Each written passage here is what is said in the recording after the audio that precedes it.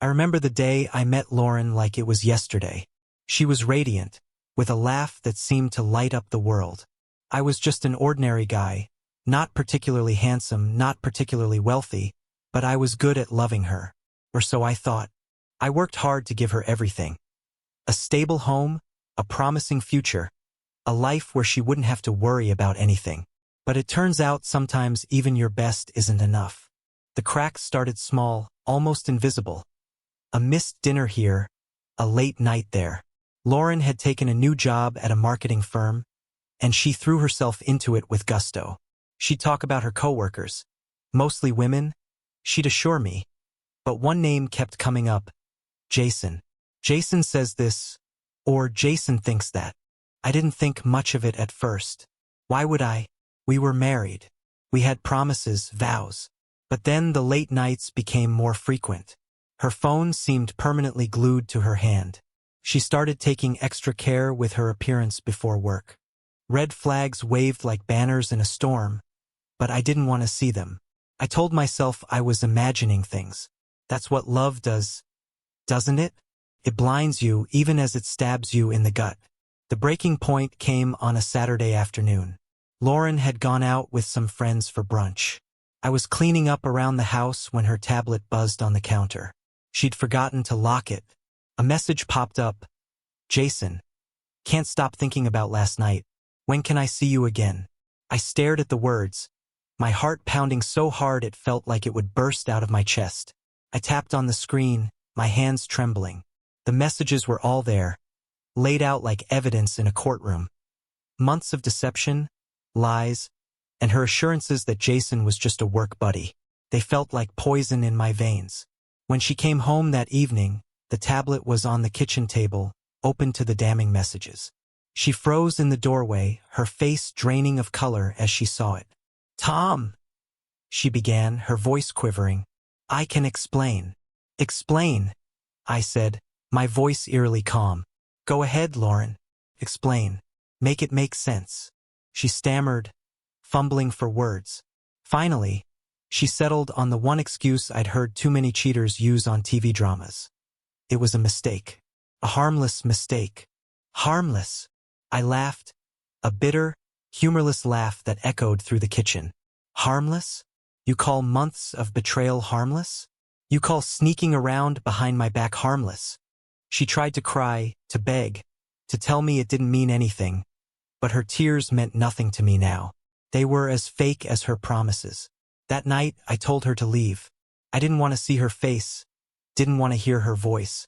She left, taking only a hastily packed bag and her phone, the same phone she'd used to shatter my trust. I didn't sleep that night.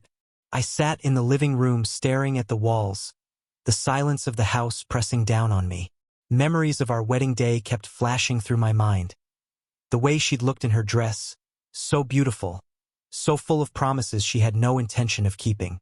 And then an idea started to form. A dark, vengeful idea that gripped me like a vice. Lauren had left her wedding dress in our closet. She had talked about preserving it, keeping it as a memento of our perfect day. It felt symbolic, almost poetic, that this dress, the embodiment of our vows, should play a role in what came next. I spent the next few days in a haze of calculated anger. I went to the store and bought a metal trash bin, some lighter fluid, and a box of matches. I set it all up in the backyard, the wedding dress folded neatly inside the bin. It was almost dark when I struck the match and watched the flame take hold. The fire consumed the fabric, the lace and satin curling into blackened ash.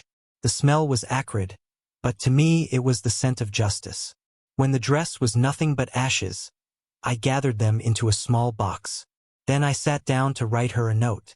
I wanted it to be chilling, something that would stay with her forever. Lauren, you called it a harmless mistake, but mistakes have consequences. Our marriage was supposed to mean something. You chose to burn it to the ground. So I did the same. Don't come back. Don't call. This chapter of your life is over. Tom.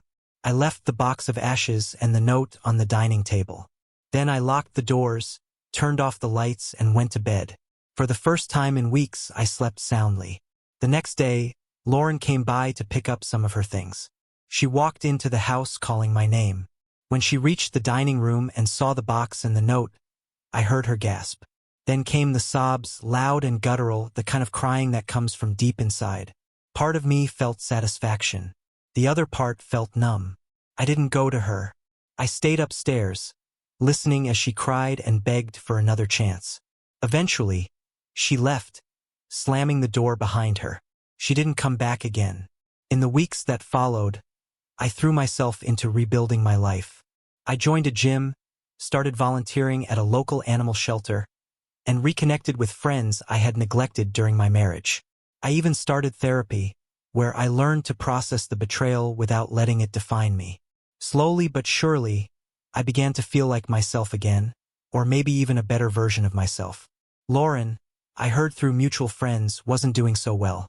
Jason had dumped her shortly after everything came to light. Apparently, he wasn't interested in being with someone who could cheat so easily. She'd moved into a tiny apartment on the other side of town and was struggling to keep her life together. Part of me wanted to feel pity for her, but mostly I felt relief. I was free. One day, I ran into her at a coffee shop. She looked tired, worn down. She tried to strike up a conversation, to apologize again. But I stopped her. "Lauren," I said, my voice steady, "I've moved on. You should too." And with that, I walked away, leaving her and all the pain she'd caused behind me. Sometimes life doesn't give you closure. You have to create it for yourself. Burning that dress, writing that note, it was my way of taking back control, of ending a chapter that had become a nightmare. And now, as I look to the future, I know one thing for sure.